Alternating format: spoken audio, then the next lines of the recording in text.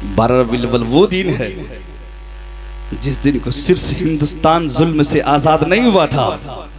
12 रबीउल अव्वल वो दिन है जो उस दिन सिर्फ पाकिस्तान जुल्म से आजाद न हुआ था, बल्कि 12 रबीउल अव्वल तो वो दिन है जिस दिन पूरी दुनिया के जालिमों के जुल्म के पंजों ममोड़ने के लिए आमना का लाल 12 रबीउल अव्वल में तशरीफ लाए थे। इसलिए 12 रबीउल अव्वल में जुलूस निकालने की जरूरत है, इसलिए 12 रबीउल अव्वल में जश्न मनाने की जरूरत है, इसलिए 12 रबीउल अव्वल में आका की आमद के तराने गाने की जरूरत है। इसलिए कि ऐ लोगों, जब रमजान का दिन आता है तो हम रमजान में जब रोजे रखते हैं तो दुनिया को ये बताने की जरूरत नहीं पड़ती है कि आज माह रमजान का दिन है। जिस तरह हम मुहर्रम के दिन में फातिहा दिलाते हैं, जिक्र शुहदाए करबला की महफिल सजाते हैं, तो दुनिया को ये बताने की जरूरत नहीं पड़ती है कि आज जिक्र शुहदा आज मुहर्रम का दिन है। जिस तरह बकरीद के दिन में हम नमाज पढ़ते हैं और कुर्बानी देते हैं तो किसी को बताने की जरूरत नहीं पड़ती कि आज बकरीद का दिन है। जिस तरह शब बरात के दिन में हम फातिहा देते हैं, हलवा बांटते हैं, तो लोगों को बताने की जरूरत नहीं पड़ती कि आज शब बरात का दिन है। जिस तरह ईद की दिन हम नमाज पढ़ते हैं तो दुनिया को बताने की जरूरत नहीं पड़ती कि आज ईद का दिन है। उसी तरह 12 रबीउल अव्वल के दिन इस तरह रोडों पे आके आका के नाम के नारे लगाओ, गलियों को इस तरह सजा दो, घरों को इस तरह सजा दो, मकानों को इस तरह सजा दो, दुकानों को इस तरह सजा दो, बाजारों को इस तरह सजा दो कि दुनिया देखकर मजबूर हो जाए, याद कर ले कि आज किसी और दुनियादार का आमद नहीं है बल्कि नबियों के सरदार की आमद का दिन है। इस तरह सजा दो गलियों को, इस तरह कुमकुमे लगा दो, इस तरह खुशियों की महफिल लगा दो, रोडों पे लंगर लगा दो, रोडों पे शरबत लगा दो, रोडों के बगल में मिठाइयां लगा दो, रोडों के बगल में पानी लगा दो, ताकि दुनिया जान जाए ये किसी और की आमद का दिन नहीं है बल्कि नबियों के सरदार का आमद का दिन है। ताकि दुनिया देखकर समझ जाए कि आज मोहम्मद अरबी आए हैं, आज मोहम्मद अरबी की आमद का दिन है। ऐ लोगों, बड़े शान वाले मेरे नबी हैं, मेरे आका का जवाब नहीं है, मुस्तफा जाने रहमत का जवाब नहीं है। इसलिए कि दुनिया में और नबी आए, आदम अलैहिस्सलाम आए, कह दिए कि मेरे बाद दूसरे नबी आएंगे। हजरत यूसुफ अलैहिस्सलाम आए, वो बोले मेरे बाद दूसरे नबी आएंगे। हजरत मूसा आए, वो बोले मेरे बाद दूसरे नबी आएंगे। हजरत ईसा आए, बोले कि मेरे बाद दूसरे नबी आएंगे। लेकिन मुस्तफा जाने रहमत आए तो आखिरी नबी बनकर आए, मेरे मुस्तफा आए तो आखिरी नबी बनकर आए। आका के बाद कोई नबी नहीं आएगा। अब जो चलेगा सिर्फ मोहम्मद के नाम का सिक्का चलेगा।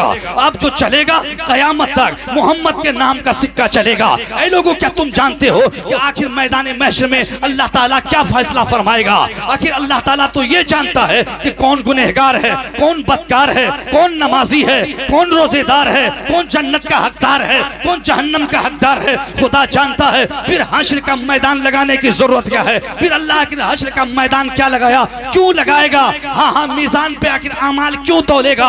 आखिर पुलसरात पे पार क्यों करेगा? आबे कौसर पे भीड़ क्यों लगवाएगा? हाँ, सुनो लोगों, हकीकत मीजान तोलवाने का मतलब नहीं है, हकीकत में पुलसरात पार करने का मतलब नहीं है, हकीकत में आबे कौसर पर भीड़ लगाने का मतलब नहीं है। तो फिर क्या है? अरे हकीकत ये है, इसी बहाने मुस्तफा जाने रहमत की शान को हश्र में दिखाना है।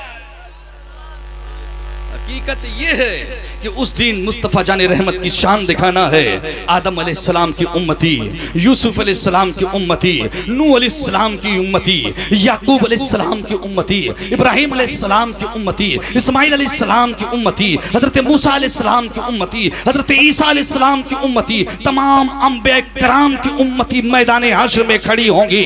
सारी उम्मती वहां पे परेशान होंगी। कोई मदद करने वाला ना होगा, कोई पूछने वाला ना होगा, कोई चारागर ना होगा, कोई तकलीफ से निजात दिलाने वाला ना होगा। उस घड़ी में अगर काम आएंगे तो वो कोई और नहीं, मुस्तफा जाने रहमत काम आएंगे। उस घड़ी में अगर काम आएंगे तो हजरत आमना के लाल काम आएंगे।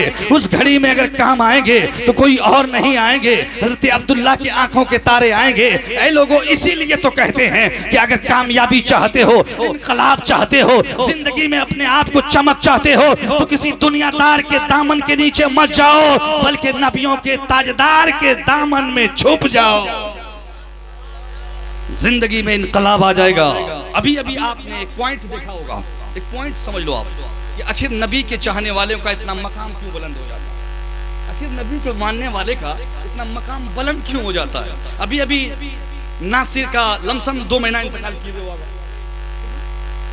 2 महीने मेरे साथ बहुत उसने मिलाद शरीफ पढ़ी, बहुत बार मिलाद शरीफ मेरे साथ नासिर ने पढ़ी है, लेकिन आज तक बताओ इस एरिया में किसी की चाहरम में उतनी भीड़ लगी हो, किसी की 40वां में इतनी भीड़ लगी हो, शायद कोई अल्लाह के वली हो लग जाए, वरना नासिर के मैं उस तारीख में तो वहां नहीं था, लेकिन मैंने देखा और सुना, बड़ी भीड़ क्या थी, बड़ी भीड़ थी।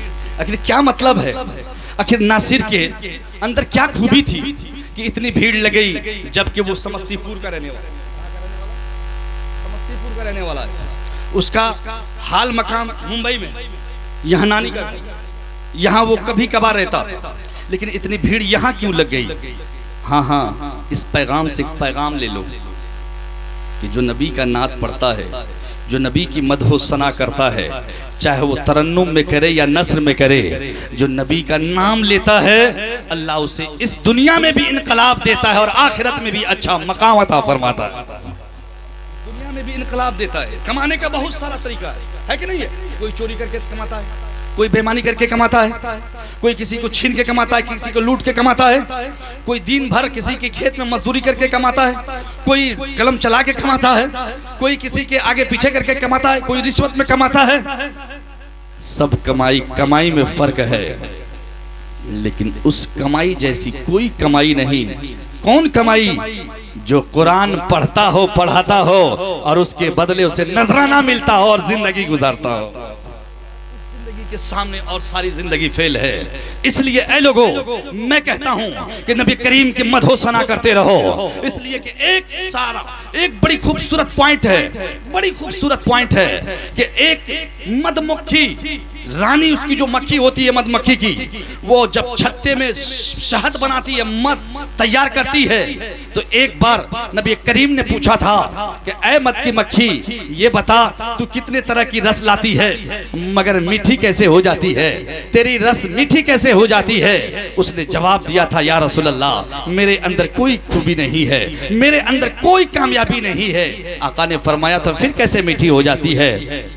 कहा, या रसूल अल्लाह, सिर्फ एक वजह है। कहा, क्या वजह है? कहा, या रसूल अल्लाह, जब उस छत्ते में रस डालती हूँ तो आप पर दुरूद पाक पढ़ती हूँ। सुभान अल्लाह, आप पर दुरूद पाक पढ़ती हूँ। एक जानवर सांप, एक जानवर शेर, एक जानवर मधुमक्खी, एक जानवर ये जवाब दे के बता रहा इंसान से, ऐ इंसान देख देख, नबी से प्यार करता हूं तो मेरा रस मीठा हो जाता है, शहद बन जाता है। देख, अगर तू भी नबी पे दरूद पढ़ते कोई काम करेगा, अगर हल जोतता है नबी पे दरूद पढ़ता रहेगा, खेत कमाता है नबी पे दरूद पढ़ता रहेगा, कपड़ा बुनता है नबी पे दरूद पढ़ता रहेगा, घर बनाता है नबी पे दरूद पढ़ता रहेगा, मकान बनाता है नबी पे दरूद पढ़ता रहेगा, कोई अच्छा काम करके मजदूरी करता है अगर दरूद नबी पे पढ़ता रहेगा, धान काटता है नबी पे दरूद पढ़ता रहेगा। तो सुन ले, दरूद पढ़ने की वजह से तेरा काम भी जल्दी हो जाएगा और तेरी कमाई में भी बरकत होगी और तेरी जबान भी मीठी होगी और इसके नबी के सदके में ईमान पे तेरा खात्मा नसीब हो जाएगा। इसलिए ये याद रहे कि आप कभी भी आका की बारगाह में दरूद पढ़ते रहें। ये जरूरी नहीं कि हम मस्जिद में जाएंगे तभी दरूद शरीफ पढ़ेंगे, दरूद पढ़ते रहें और नमाज भी पढ़ते रहें। नमाज बड़ी जरूरी चीज है, नमाज को मत छोड़ें। नमाज से तो हमारा सुन्नी बड़ी दूर भाग जाता है, एकदम दूर भागते जाता है। क्यों? इसलिए कि नमाज से सोचता है इससे बहुत दूर भागो, बहुत दूर भागो। अरे दूर भागने की जरूरत नहीं है, नमाज से करीब होने की जरूरत है। जब नमाज से करीब होंगे तो आमदनी बढ़ जाएगी, नमाज से करीब होंगे इज्जत बढ़ जाएगी, नमाज से करीब होंगे तो बेहतर मामला हो जाएगा। इसलिए कोशिश करो आप कि ये आज जो मेरे सामने महफिल सजी है, कल रह के परसों जो है आमद सरकार की वो तारीख यानी अतवार के दिन जुलूस मोहम्मदी निकाला जाएगा।